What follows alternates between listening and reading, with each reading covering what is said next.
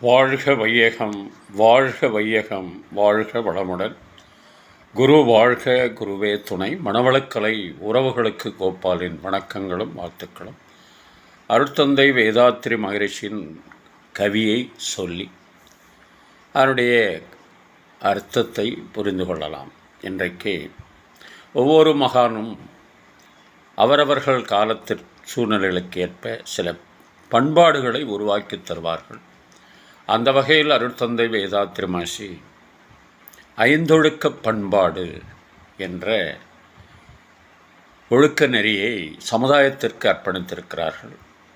அந்த கவியை இன்றைக்கு கருத்தாக எடுத்துக்கொள்ளலாம்.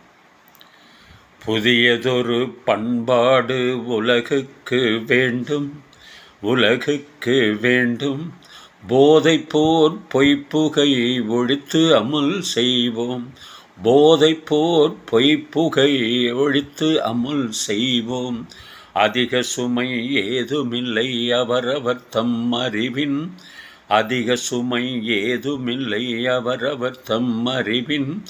ஆற்றலினால் உடல் உழைப்பால் வாழ்வதென்ற முடிவும், ஆற்றலினால் உடல் உழைப்பால் வாழ்வதென்ற முடிவும். மதிப்பிழந்து மற்றவர்கள் மனம் உடல் வருத்தாம், மதிப்பிழந்து மற்றவர்கள் மனம் உடல் வருத்தாம். மானெறியும் உணவுக்குயிர் கொல்லாத நோன்பும், மானெறியும் உணவுக்கு உயிர் கொல்லாத நோன்பும். பொது விதியாய் பிறர் பொருளை வாழ்க்கை சுதந்திரத்தை, பொது விதியாம் பிறர் பொருளை வாழ்க்கை சுதந்திரத்தை. போற்றி காத்து பிறர் துன்பம் போக்கும் அன்பும் வேண்டும், போற்றி காத்தும் பிறர் துன்பம் போக்கும் அன்பும் வேண்டும். ஐந்து ஒழுக்க பண்பாட்டை சமுதாயத்திற்காக அர்ப்பணித்திருக்கிறார் அருட்தந்தை அவர்கள். அவரவர் தம் அறிவின் ஆற்றலினால் உடல் உழைப்பால் வாழ்வது என்ற ஒரு முடிவு. அதாவது பிறர் உழைப்பில் நாம் வாழக்கூடாது, சிரித்து வாழ வேண்டும், பிறர் சிரிக்க வாழ்ந்திடாதே. உழைத்து வாழ வேண்டும், பிறர் உழைப்பில் வாழ்ந்திடாதே என்று கவிஞர் வாலி ஒரு படத்தில் குறிப்பிட்டிருப்பார்கள். அதுபோல் பிறர் உழைப்பில் நாம் வாழக்கூடாதுங்க. இந்த உடலில் ஆற்றல் இருக்கிற வரைக்கும் நமக்கு முடிந்தவரை மற்றவர்களுக்கு உபயோகரமாக இருக்க வேண்டும் என்பதைத்தான் சொல்வது. அப்போது கடைசி காலம் வரை, கடைசி காலத்தில் அப்படின்னு வரும்போது மற்றவர்களுடைய உதவியை நாம் எதிர்பார்க்க வேண்டும். அதுவரைக்கும் நம்முடைய அறிவின் ஆற்றலினால் உடல் உழைப்பால் வாழ்வது என்ற முடிவு.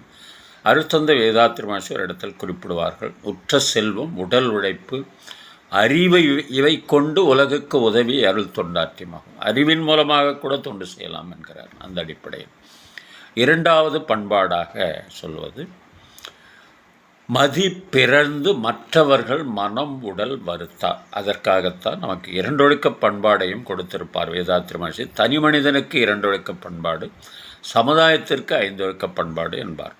அப்படி ஒழுக்க நெறி, நான் எனது வாழ்நாளில் யாருடைய உடலுக்கும் மனதுக்கும் துன்பம் தரமாட்டேன், துன்பப்படுவோர்க்கு என்னால் முடிந்த உதவிகளை செய்வேன். இதுதாங்க ரெண்டாவது பண்பாடு. உணவுக்காக உயிர் கொல்லா நோன்பு அப்படின்னு. ஒரு சிலர் அதை வேறு மாதிரி, அதாவது தன் மீது தவறில்லாத மாதிரி பேசுவார்கள். அவர்கள் அந்த உயிரை கொலை செய்யாமல் இருந்தால் நாங்கள் ஏன் தின்னப்போகிறோம் என்பார்கள். அதே அந்த கடைக்காரரை போய் கேட்டால் இவர்களெல்லாம் தின்னவில்லை என்றால் நான் ஏன் அதை கொலை செய்யப் போகிறேன்.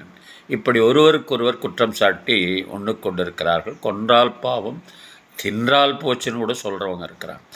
அதை நகைச்சுவையாக மகரிஷி அவர்கள் பேசும்போது கொன்றால் பாவம், தின்றவனுக்கே போச்சு என்பார் வேடிக்கையாக. அதுபோல் அவரவர்கள் இதில் மனவளக்கலையில் ஈடுபாடு அதிகரிக்க அதிகரிக்க அதனுடைய ஈடுபாடு, அதாவது மாமிச உணவின் ஈடுபாடு குறைய ஆரம்பிக்கும். அவ்வளோதான். 3 பண்பாடாச்சு. நான்காவது பொது விதியாம் பிறர் பொருளை வாழ்க்கை சுதந்திரத்தை போற்றி காக்க வேண்டுங்க. அதாவது பிறர் உழைப்பின் மூலமாக உருவான பொருளாகட்டும், மற்றவர்களுக்கு உரிமையான பொருள்களாகட்டும், அதை நாம் பாதுகாப்பாக வைத்துக்கொள்ள வேண்டும் என்பது. ஐந்தாவது, பிறர் துன்பம் போக்குவதற்கு நம்மால் இயன்ற உதவி செய்தால் போதும்.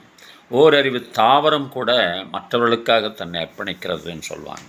அதை அழகாக வாலி அவர்கள் ஒரு படத்தில் திரேசியாக போட்டிருப்பாங்க.